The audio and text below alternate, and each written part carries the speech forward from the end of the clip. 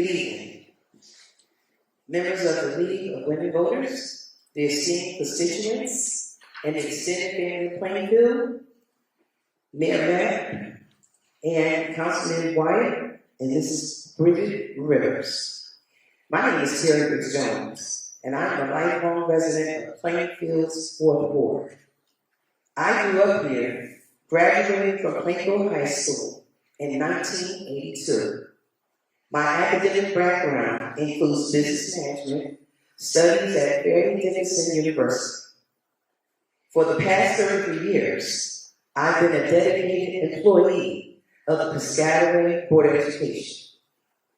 In my 3.5 years as 4th Ward Councilwoman, I've strived to demonstrate that my community service and responsiveness to your needs are invaluable assets to our city. I'm also a proud member of the local NAACP, the Plainfield Anti-Violence Coalition, and the MRS Club, which provides scholarships exclusively to Plainfield residents. Being part of these organizations and serving my community brings me immense joy, knowing that our residents directly benefit. As I continue on this journey, I recognize the progress Plainfield has made. However, there's still significant work ahead.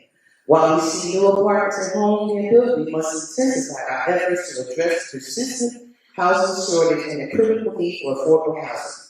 We deserve development that genuinely benefits our residents. We need a Plainfield that inspires our pride and a government that earns our unwavering trust. I am seeking re-election for the 4th Ward, Row 1 Act, election day June 10, 2025. I believe my record speaks for itself, and I ask you to vote to serve our community. Thank you.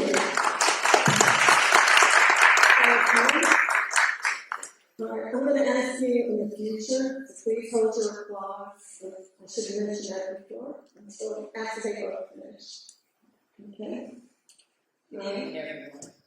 And thank you for being here for this important and honest debate.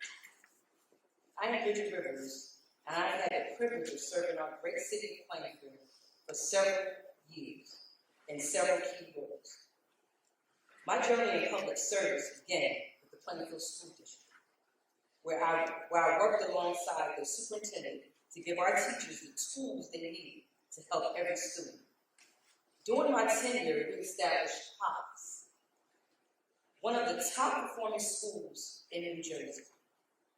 As a member of the Finance and Negotiation Committee, I helped secure one of the strongest teachers' contracts focused on student achievement. We also implemented a school uniform policy to reduce bullying and promote equal equality.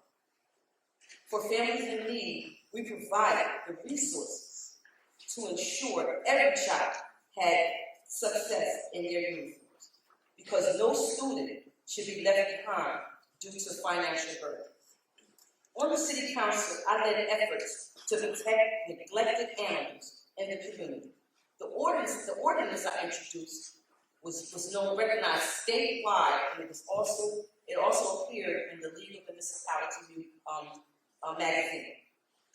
Now I'm ready to bring the same leadership and dedication to the 4th Ward. Our community needs strong, experienced voices and understand how to get things done, and I'm prepared to do just that. I am going to be the bridge that's going to bring the community to the city and the city to the community. On June 10th, I ask for your vote. Vote Bridget Rivers for 4th Ward Councilman, leadership that matters in times like these. Thank you.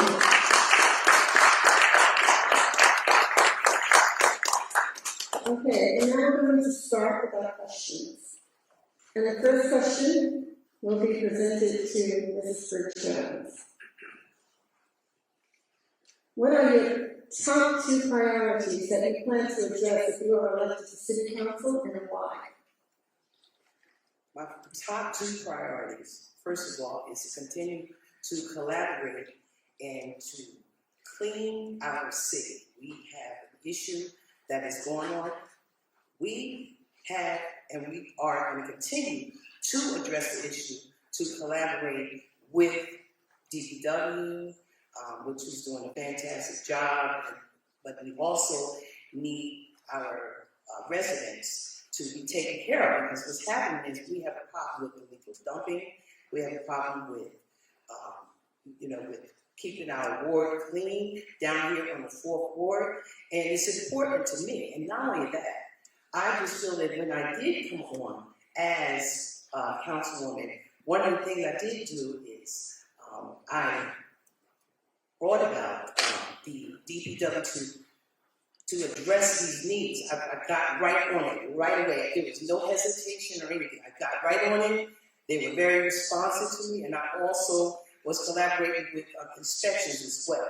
So I believe that we can continue to do this and to make sure that our ward here down the 4th ward is cleaned up and we continue to move forward. And then also the communication is a very, very important thing also as well. So when you collaborate, you have to communicate with your constituents. And thank you. Mr. Rivers, you want me to repeat the question for you? My top two priorities is to address the homelessness. I believe that there is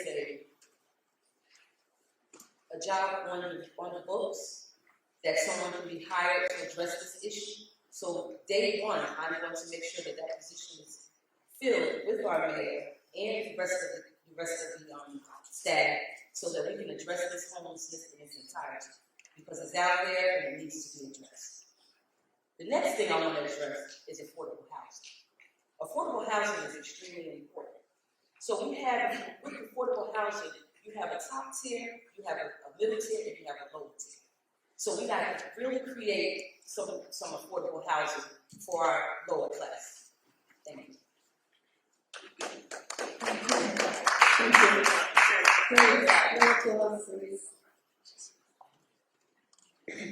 Mr. Rivers, this one is you now again, okay? What do you specifically plan to do to protect historic properties that are threatened by redevelopment? That's a great question. We have to do a needs assessment first and see if there is a need to redevelop in those areas, and see if we can find grants to try to save those properties that are historically for Plainfield. I'm born and raised here. At the time when I was born and raised, there was a lot going on. I'm straight from Joanne Hollis Garden, which was known as Elm West. There was a lot going on in Elm West, but we were able to create jobs through our housing, and we're going to continue to address the needs of those people, and we're going to continue to address the needs of our historic properties, because those are very important. Because the historical properties need to be there so that we can take people around. We're doing a tour of the city. So we're going to have to tour those historical properties and make sure they understand why those properties are there. Okay. Mrs. Briggs Jones. Sure. What do you specifically plan to do to protect historic properties that are threatened by development? First of all, what we need to do is, again, to collaborate with developers. We need to seek out that the property developers that are going to come in and bring the apartments here. Now, let's just back up for a second. First of all, there's a housing shortage all over the country. And what has happened is, Plainfield also, if we have apartments that are being built here, which is not a problem, but we have to have sensible development. What does that mean? We have to make sure that our residents can afford these apartments. We got to make sure that they can stay in them. We have to also be concerned about density. We have to also be concerned about how many apartments will be built also as well, because you're talking about schooling also as well. Now what that has to do with is the schools district also as well. So that density is very, very important. But again, we have to make sure that these apartments are affordable for these parents, for these constituents, those that are moving in, and we have to make it attractive to people also as well. Again, the apartments that we have now that has been built, they're doing a great job, but just to say it, we have to make sure that we do some sensible building and developments. Very important. Okay, Mrs. Burr-Jones again, do you believe council adequately supports codes and ordinances?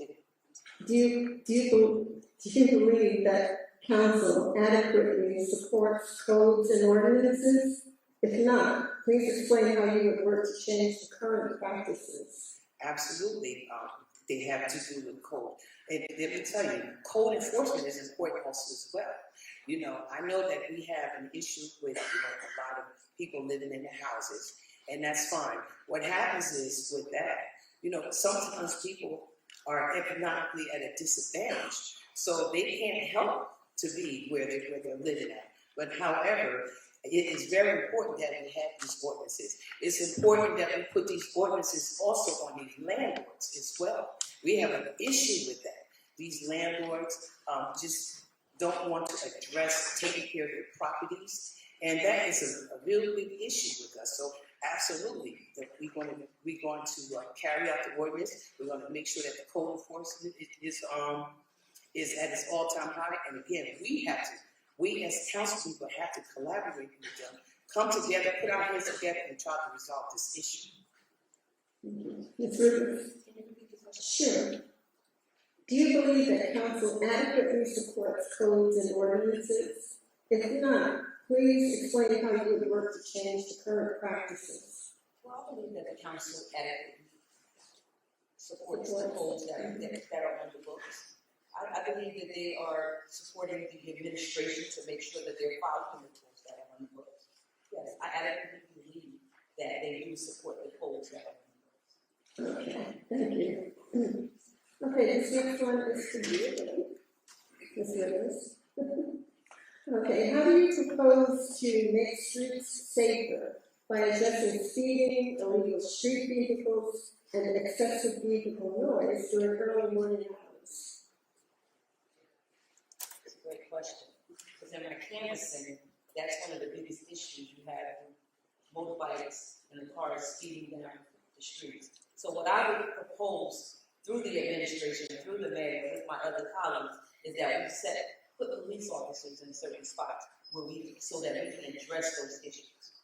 That's the only way we're going to be able to address it, because the minute the police officer leaves, they're back to doing the same thing. And it's unfair to the residents that have to get up very early in the morning to hear the screeching and the motorbikes riding up and down the street. So yes, I would definitely be in support of the police officers to stop the speeding and the noises that are going on in the community.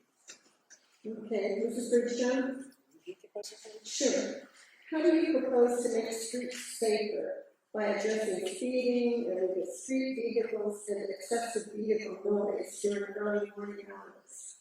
First of all, I would say that the streets are safe, thanks to our police department, thanks to also we have voted on those four-way stops, which has been a real big help also as well. So those things that has taken place, that is a big deal. It really has. With those speed bumps, that is a big deal. That helped also as well to slow down the traffic. These street sweepers, they have to come through also as well, and we have to make sure that they're safe as well. And as far as the bikes coming through here, there is an ordinance in place. There's an ordinance in place, and what has to happen is we have to continue to stay in a certain place so that we can seek out these guys or women, whoever is riding this bike, because it's really, really is unsafe what they're doing. I mean, they're doing wheelies at night, late at night, in the morning, and it's not fair to the residents, especially when you have residents that are working overnight. It's not fair to them. So yes, there is an ordinance in place, and I do know that I've seen the cops out there. Thank God for them. They have been enforcing it as well. Okay. And Mrs. Jones, if elected, how will you work toward a method that ensures questions from the public posed during the meetings are answered immediately or within 3 business days? If council leadership refuses to permit a public response to questions, what would your next step be? Well, if we can't come to a conclusion on agreement in 3 days, what we're going to have to do is come together, sit at the table. sit at the table and collaborate together with myself and my council colleagues, as well as administration, to see what we can come up with to address what issues that we have. Yes, sometimes you're going to agree to disagree, you're going to disagree to agree. Everything is not going to always be right. That's why it's important to have your own line, but you come at home, you bring your own line, and you bring your ideas and collaborate with your council colleagues so that we get some things done. Absolutely. If we can't get these things done, we just have to go back to the table and let's see how we can come up with the best answer, the best solution, so that way we can get these things done. Our constituents they're the ones that put us in office.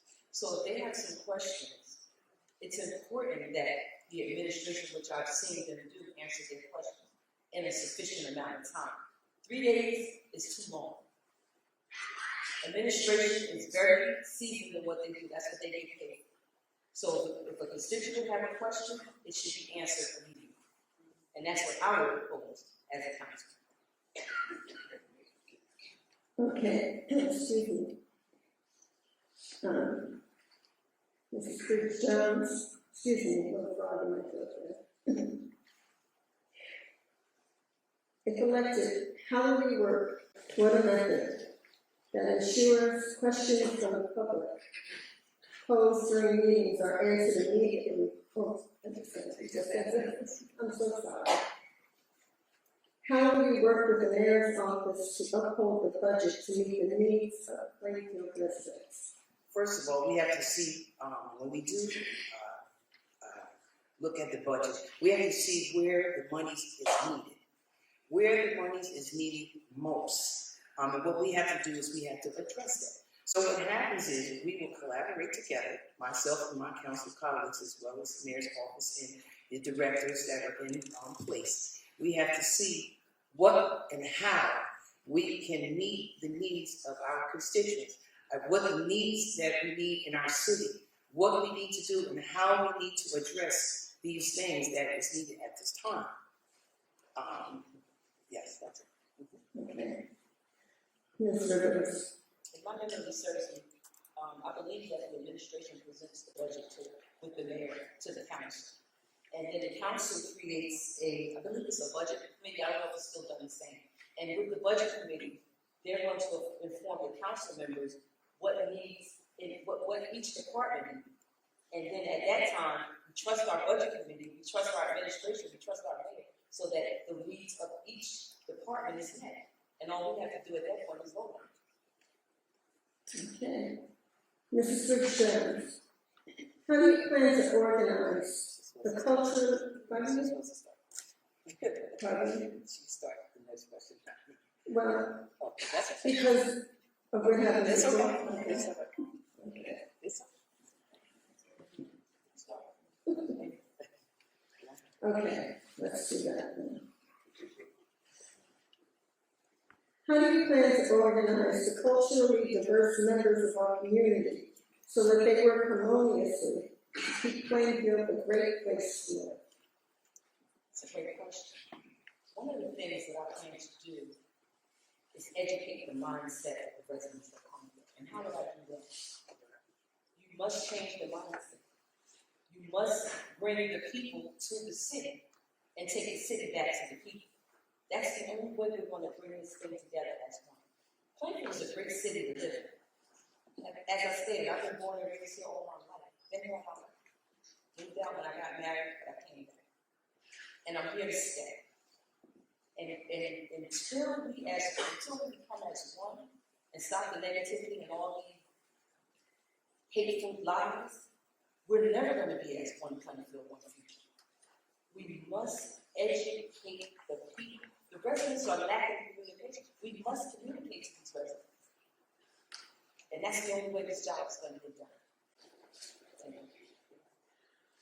Okay. Mrs. Briggs Jones. Yes. All right, so what we have to do again, we have to collaborate with all cultures here. There's all cultures here. We need to sit down at the table with them, see what their needs are. It doesn't matter who it is. Every culture lives here. So what has to happen is, we might have, say we have a Latino community. we need to make sure that we have things in the language so that they will understand. If you have someone else, maybe it's a talent, maybe we should address it with the language that they speak. But also, one of the main things that needs to happen that I see is we need to also address our constituents and show them how politics work. Let them know how the governing body works. Let them know how the branches work. If you have the judiciary, you have the legislative, and you have the executive branch. They need to know how it works and how it works in their everyday life. Because their day-to-day life, some cultures don't even know how it works. And I know when I was out there canvassing, I was talking to a few people, they didn't know this, and they didn't know who was this. And I made sure that I introduced myself and reintroduced myself to let them know that I'm here for you, and you are here for me. And I work for you. You don't work for me. When you elect me in, you are my boss. But we come together and make it happen, no matter what culture it is.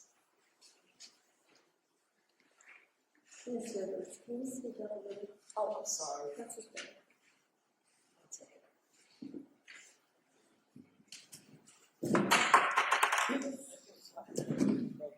Can you hear me?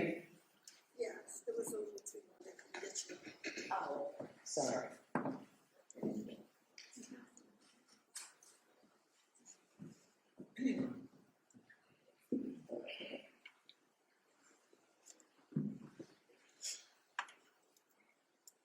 Okay, Mrs. Fitzgerald.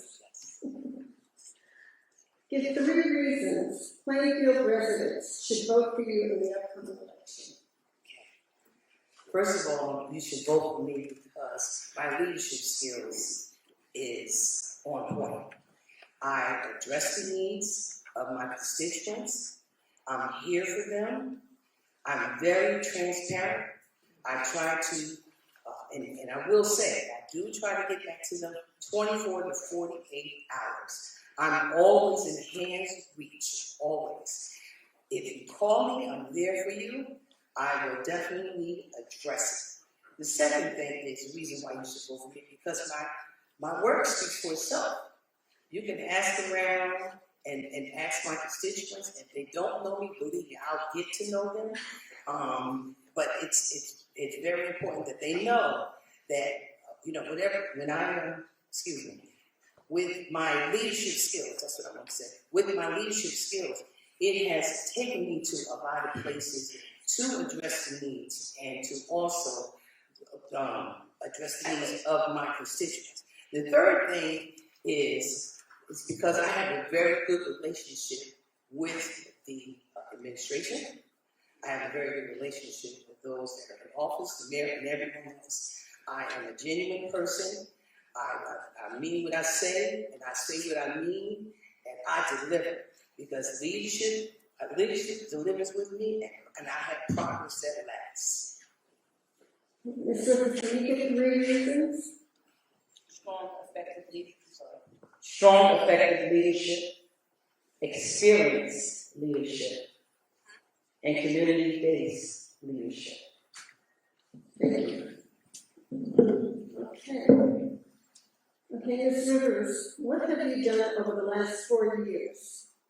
Tell us 5 major accomplishments that you had. What have I done over the last 5 years? That's a big question. The last 4 years in Plainfield? Mm-hmm. Okay, so what I've done over the last 4 years in Plainfield, I've done all types of backpack drives, Christmas giveaways, feeding the seniors, out there in the community, basketball tournaments, to name a few.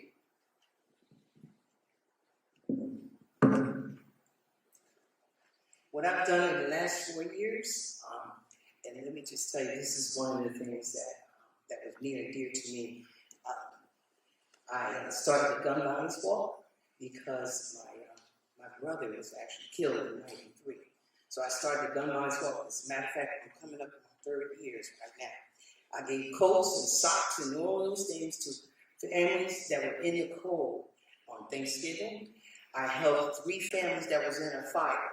2 when I first got in office, 3 weeks afterward, 2004, and just recently, one of my parents. Also, I got some streets paved from residents that asked me about that. I also collaborated with the church that did Cold Blue. I volunteer at the pantry. I pick up seniors. I bring the seniors to the pantry. Also, I'm also even a proxy for one of the seniors because sometimes she's not feeling well. Also, did the women's mental health advocate, a forum for that also as well. I also volunteered. Oh no, that's not what I want to say. I'm sorry. I also collaborated with the Alphas. They adopted the block right on my block. I did that also as well. And in Richmond Towers, one day they had caught me nice out scared, and I had to make sure that I come see about my seniors got up out of my bed in my pajamas.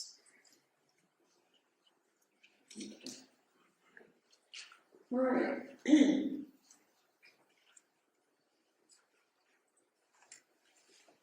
Ready? The floor has been called. Yeah.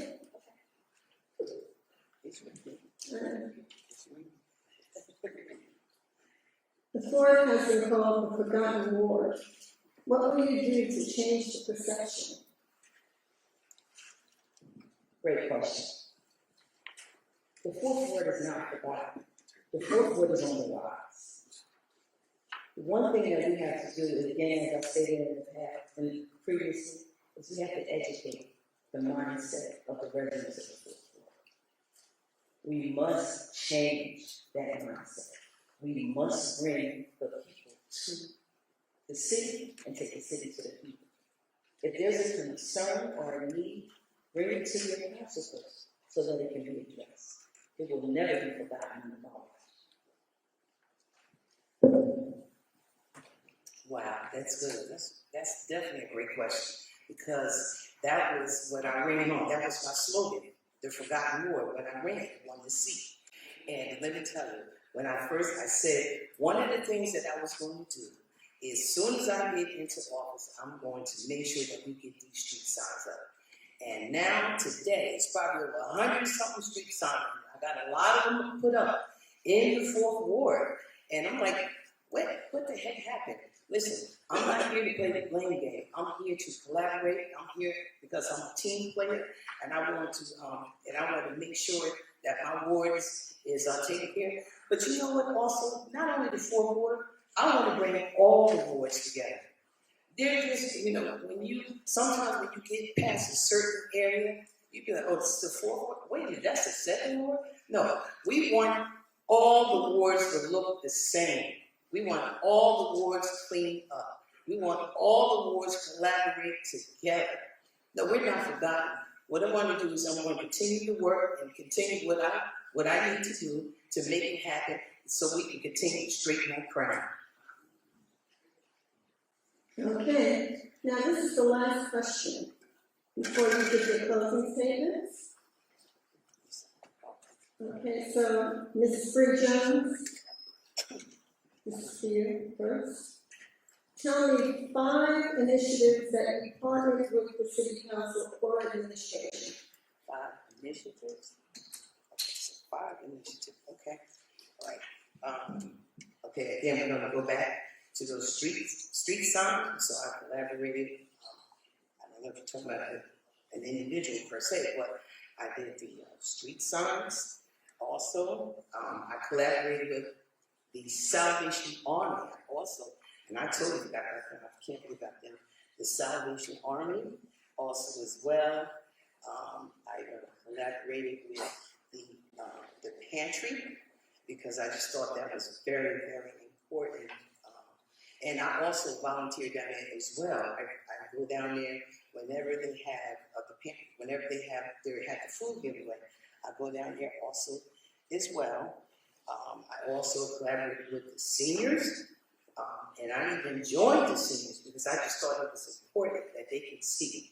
Yes, I'm a senior, and I'm proud of it, but I just believe that sometimes you can bring hope to our seniors also as well. So I also collaborate with the seniors as well. Okay. Could you tell us 5 initiatives? That I collaborated with that collaborated with the administration. I'm sorry, repeat the question. Yeah, well, sure. 5 initiatives that you partnered with the city council or administration. Well, now, I'm not sitting on the city council, but I have partnered with the city council to do my backpack drives, to do my Christmas drives, to do some of my Thanksgiving giving. And that I have collaborated with different council people to support those initiatives. Okay, thank you. All right, so that's the end of the question period. Now we're going to go to the closing statements, and as they were chosen, Mrs. Brooke Jones. That's right. Yeah. Okay. Again, thank you, League of Women Voters, for hosting this vital debate. To my family, friends, supporters, and fellow constituents, also our lovely moderator, thank you, Ms. Tony. It has been an honor to participate. These forums are essential, allowing voters to see us, to understand our vision, and to witness how we address the critical issues facing our community. Tonight, you've heard the candidates, and now I urge you to carefully consider who will best represent the interests and lead Plainfield's 4th Ward. I've demonstrated my dedication, my experience, and unwavering commitment to our city. I ask for your vote, not just for me, but for a stronger, more vibrant Plainfield. Let's continue this journey together, building a future where every resident thrives. Vote and re-elect Terry Briggs Jones for the 4th Ward Councilwoman, line 1F, and let's make that vision a reality. Thank you. Ms. Rivers. Again, I want to thank everyone for coming out to hearing this honest and open debate. I was put here for such a time like this. I am going to bridge the community of the 4th Ward with our administration and our mayor. It's time for us to stand up for the 4th Ward and get the needs of the 4th Ward addressed. It's a lot going on down there. Unfortunately, I wasn't around for a minute, but in my canvassing, it hurts my heart. So again, vote Bridget Rivers, City Council of the 4th Ward, and I promise you will not go wrong. Thank you. Thank you. Please give them a nice round of applause.